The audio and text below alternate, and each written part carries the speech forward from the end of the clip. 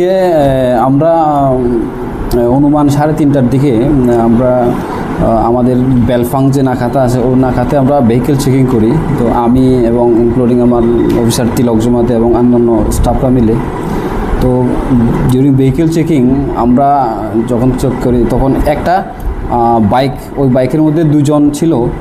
তো চেকিংয়ের সময় যখন আমরা দেখি বাইকটা আমাদের নাকার দিকে এসছে, তো আমরা ওই বাইকটা যখন আমরা আটকানোর চেষ্টা করি তখন বাইকটা আবার রিটার্ন চলে যায়। তো সাথে সাথে আমরা বাইকটাকে ফলো করি এবং বাইকটা আমরা লাস্ট মুহূর্তে আমরা কোরেফাং এলাকাতে আটকাতে সক্ষম হই।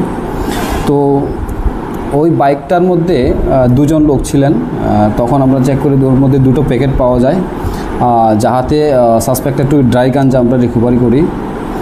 তো যাদের 2 জনকে আমরা অ্যারেস্ট করেছি তাদের একজনের নাম হচ্ছে জিতেন্দ্র দেববর্মা, বাড়ি হচ্ছে বোগাবিল সূর্যপাড়া।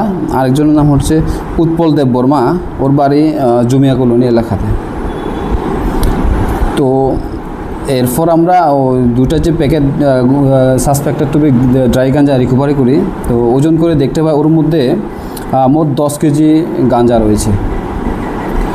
তো ওখানে যার বাজার মূল্য হচ্ছে অনুমান 50,000 অ্যাপ্রক্স।